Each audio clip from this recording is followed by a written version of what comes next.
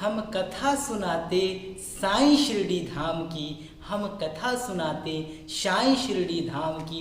ये साईं सच्चरित है, ये साईं सच्चरित है पुण्य कथा शिरडी के साईं राम की। ये साईं सच्चरित है पुण्य कथा शिरडी के साईं राम की। साईं जीवन माला प्रस्तुत करते हैं साईं सच्चरित अध्याय 34 कथा मेरे शिरडी के साईं नाथ की। ओम साईं राम। स्वागत करता हूं आपके अपने चैनल पे। मैं हूं राम गुप्ता। तो हर दिन की भांति आज साईं बाबा को हम साईं सच्चरित अध्याय 34 की आगे की कथा जो हमने कल सुनाई थी आपको, बाबा की उदी के चमत्कार बताया था, डॉक्टर के बारे में, भतीजे के बारे में। आज डॉक्टर पिल्ले की आगे की कथा को हम प्रारंभ करने जा रहे हैं। तो बाबा की यह पावन कथा को चालू करने से पहले एक बार दिल से आप सभी बोलेंगे कि जयकारा मेरे शिरडी के साईंनाथ का, बोलिए सांचे दरबार की जय। जो साईं के रंगों में रंग जाता है उसका जीवन खुशियों से भर जाता है। बोलिए साईं बाबा की जय। तो बाबा की यह पावन कथा को चालू करने से पहले जो भक्त साईं के इस चैनल पर नए हैं सब्सक्राइब कर लीजिए, बेल आइकन को ऑन कर दीजिए ताकि सर्वप्रथम आप बाबा के महाग्रंथ का पाठ को श्रवण कर पाएं और सुन पाएं। और जो भक्त से लोगों में शेयर करेगा उसे बहुत ही बड़ा पुण्य मिलेगा। कहते हैं ना, विद्या बांटने से बढ़ती है। जी हाँ, बाबा की इस ग्रंथ को आप किसी को शेयर करेंगे, अगर वह कष्ट से परेशान है, उसे लाभ होगा, तो वह व्यक्ति धन्यवाद देगा आपको कि आपने बाबा के इस ग्रंथ का वीडियो उसे दिखाया। धन्यवाद देगा शिरडी के साईं को, बाबा ने इसे चमत्कार दिखाया। तो बने ना आप पुण्य के भागी। तो जल्दी से सब्सक्राइब करें और शेयर करें और अधिक से अधिक लोगों को बोलें बाबा के महाग्रंथ का पाठ करें। आप कष्ट में हैं तो साप्ताहिक साईं सच्चित का पाठ जरूर करें और बाबा को सुनाएं। हो सके तो जब आप साप्ताहिक बाबा के ग्रंथ का पाठ करते हैं तो साप्ताहिक 7 दिन के लिए बाबा की अखंड ज्योत घर में जरूर प्रज्वलित करें। अगर घर में आप अखंड ज्योत प्रज्वलित नहीं कर सकते तो यहाँ पर 1972 से बाबा की अखंड ज्योत जल रही है। जब आप साप्ताहिक पारायण करें तो उस साप्ताहिक गुरुवार से गुरुवार के लिए आप यहाँ पर तेल का दान कर दीजिए। अपना नाम, अपना एड्रेस और किस पर्पज से, मतलब किस कारण आप बाबा की यह महाग्रंथ का पाठ कर रहे हैं, ताकि यहाँ की अखंड ज्योत में आपके नाम से वह तेल समाहित किया जाए और प्रार्थना किया जाए कि बाबा आपके ऊपर अपनी अपार कृपा बनाए रखे। तो चलिए शुरुआत करते हैं डॉक्टर पिल्ले की आगे कथा। डॉक्टर पिल्ले बाबा के एक निष्ठ भक्त थे, इसी कारण वे उन पर अधिक स्नेह रखते थे। बाबा उन्हें सदैव भाव कहकर पुकारते थे और हर समय उनसे वार्तालाप करके प्रत्येक विषय में परामर्श भी लिया करते थे। उनकी सदैव यही इच्छा रहती थी कि वे बाबा के समीप ही बने रहें। एक बार डॉक्टर पिल्ले को नासूर हो गया। वे काका साहब दीक्षित से बोले कि मुझे असहाय पीड़ा हो रही है और अब मैं इस जीवन से मृत्यु को ही अधिक शेष कर समझता हूँ। मुझे ज्ञात है कि इसका मुख्य कारण मेरे पूर्व जन्मों के कर्म ही हैं। जाकर बाबा से कहो कि मेरा यह पीड़ा अब दूर करे। मैं अपने पिछले जन्म के कर्मों को अगले 10 जन्मों में भोगने को तैयार हूँ। तब काका दीक्षित ने बाबा के पास जाकर उनकी प्रार्थना सुनाई। तो साईं तो दया के अवतार ही हैं, वे अपने भक्तों के कष्ट कैसे देख सकते हैं। उनकी प्रार्थना सुनकर उन्हें भी दया आ गई और उन्होंने दीक्षित से कहा कि पिल्ले से जाकर कहो कि घबराने की कोई भी बात नहीं है। कर्मों का फल 10 जन्मों में क्यों भोगना पड़ेगा, केवल 10 दिनों में ही गत जन्मों के कर्म फल समाप्त हो जाएंगे। मैं तो यहाँ तुम्हें धार्मिक और आध्यात्मिक कल्याण देने के लिए ही बैठा हूँ। प्राण त्यागने की इच्छा कदापि नहीं करना चाहिए। जी हाँ, अगर आप लोगों के भी जीवन में कष्ट आते हैं, आप परेशान हो जाते हैं, आप लोगों को ऐसा लगने लगता है कि अब मेरा अंत समय आ गया है, कोई राह नहीं नजर आ रहा है और आप प्राण त्यागने को सोचते हैं, बहुत ही गलत बात है। यह जीवन बहुत ही सत्कर्मों के बाद आपको मिला है।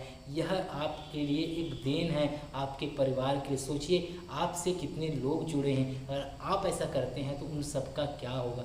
जी हाँ, कभी भी प्राण त्यागने का ना सोचे।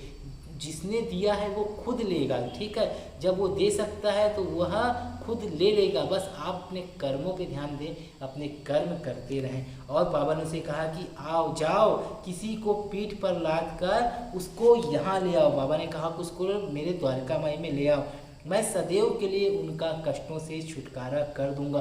तभी उसी स्थिति में डॉक्टर पिल्ले को वहाँ लाया गया। बाबा ने अपनी दाहिनी ओर उनके सिरहाने अपनी गादी देकर सुख से लिटाकर कहा कि इसकी मुख्य औषधि तो यह है कि तो पिछले जन्मों के कर्म फल को अवश्य ही भोग लेना चाहिए, ताकि उनसे सदैव के लिए छुटकारा हो जाए। हमारे कर्म ही सुख दुख के कारण हैं, इसलिए जैसी भी परिस्थिति आए उसी में हमें संतोष करना चाहिए।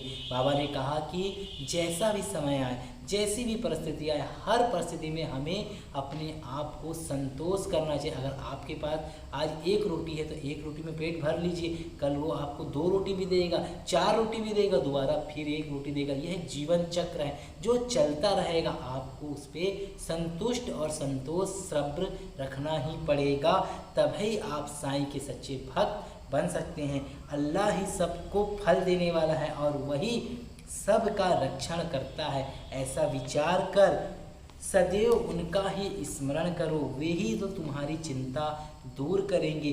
तन मन धन और वचन द्वारा उनकी अनन्य शरण में जाओ, फिर देखो कि वे क्या करते हैं। डॉक्टर पिल्ले ने कहा, नाना साहब ने मेरे पैर में एक पट्टी बांधी है, परंतु मुझे उससे कोई लाभ नहीं पहुंचा। नाना तो मूर्ख है। बाबा ने कहा, वह पट्टी को हटाओ, नहीं तो मर जाओगे। थोड़ी देर में एक कौवा आएगा और वह अपनी चोंच इसमें मारेगा और तब तुम शीघ्र ही अच्छे हो जाओगे। जब यह बातचीत हो ही रही थी कि उसी समय अब्दुल, जो मस्जिद में झाड़ू लगाने तथा दिया बाती आदि स्वच्छ करने का कार्य किया करता था, वहाँ आया। वह दिया बाती स्वच्छ कर रहा था तो अचानक ही उसका पैर डॉक्टर पिल्ले के नासूर वाले स्थान पर जा पड़ा। तो पैर तो सूजा हुआ था और फिर अब्दुल के पैर से दबा तो उसमें से नासूर के 7 कीड़े बाहर निकले। कष्ट असहनीय हो गया और डॉक्टर पिल्ले उच्च स्वर में चिल्ला पड़े, किंतु कुछ समय के बाद वे शांत होकर गीत गाने लगे। तब बाबा ने कहा, देखा भाऊ, अब वह अच्छा हो गया है और गाना गा रहा है। गाना के बोल क्या थे आप लोग सुनिए। करम कर मेरे हाल पर तू करीम, तेरा नाम रहमान है और रहीम, तू ही दोनों आलम का सुल्तान है, जहाँ मैं नुमाया तेरी शान है। फना होने वाला है सब कारोबार, रहे नूर तेरा सदा आशिकार, तू आशिक का हरदम मददगार। फिर डॉक्टर पिल्ले ने पूछा कि वह कौवा कब आएगा और चोंच मारेगा। बाबा ने कहा, अरे क्या तुमने कौवे को नहीं देखा? अब वह नहीं आएगा। अब्दुल, जिसने तुम्हारा पैर दबाया वही कौवा था, उसने चोंच मार के नासूर को हटा दिया। अब फिर से क्यों आएगा? अब जाकर बाड़े में विश्राम करो, तुम शीघ्र ही स्वस्थ हो जाओगे। उदी लगाने और पानी के साथ पीने से बिना किसी औषधि या चिकित्सा के डॉक्टर पिल्ले 10 दिनों में ही निरोग हो गए, जैसा कि बाबा ने उनसे कहा था। तो ऐसा था बाबा का चमत्कार। बाबा ने कहा कौवा आएगा, चोंच मारेगा, देखा अब्दुल आया, पैर दबा, कीड़े निकले नासूर के, और बाबा की उदी के लेप से, बाबा की उदी को जल में पीने से वह भक्त नासूर जैसी बीमारी से स्वस्थ हो गया और जीवन पर्यंत साईं का सच्चा भक्त बना रहा। तो बाबा ने इस अध्याय में शिक्षा दी है कि हमें जो दिया है साईं ने, हमें जो दिया है भगवान ने, उसी में हमें संतोष रखना चाहिए। जब आप असंतोष महसूस करें तो बस आप यह सोचें कि जो हमें मिला है कईयों के पास वह भी नसीब में नहीं है। जी हाँ, हमारे पास घर है, कईयों के पास घर नहीं है। हमें आज अच्छा अच्छा खाने को मिल रहा है, कई लोग भूख से आज भी तड़प रहे हैं, आज भी एक एक रोटी के लिए तरस रहे हैं। आज का जो समय है, आज का जो परिस्थिति है, कई लोगों को बेरोजगार कर दिए हैं। तो आप सभी जितना दिया है साईं उसी में संतोष करें और सब्र से रहें, सुख से रहें। अगर आपके पास ज़्यादा है तो लोगों में देने की कृपा करें, कष्ट करें और उनके भी भूख में आप भी सहायता करें। कहते हैं ना, साईं मेरा दर पे जो भी भक्त गरीबों की सेवा करता है, ज़रूरतमंदों की मदद करता है, मेरा आशीर्वाद, मेरे साईं का आशीर्वाद सदैव उस पर बने रहता है। तो साईं सचित अध्याय 34 की ये पावन कथा अभी जारी है। अगले वीडियो में हम सामा के बारे में आपको बताएंगे, उसकी छोटी पत्नी के बारे में बताएंगे। और आप बने रहें साईं जीवनमाला के साथ। अगर आप बाबा के इस धाम के, बाबा की इस द्वारिका माई के अच्छे से प्यारे से सदस्य बनना चाहते हैं तो ज्वाइन बटन को क्लिक करके आप प्रति माह बाबा के इस धाम के लिए सहयोग कर सकते हैं और इस धाम के मेंबर्स बन सकते हैं। तो देर ना करें, बाबा के ज्वाइन बटन को क्लिक करें चैनल के और मेंबर बने। और अगर अधिक से अधिक लोगों में आप इस वीडियो को शेयर करेंगे तो जो भक्त विपत्ति से तंग आकर अपने जीवन समाप्त करने के लिए सोचते हैं उन्हें यह वीडियो दिखाएं और कहें कि बाबा ऐसा कभी नहीं कहे थे। बाबा कहते हैं संतोष रख, सब्र रख, तभी तेरा जीवन सही तरीके से चल पाएगा। ओम साईं राम। फिर मिलता हूँ अगले वीडियो पे।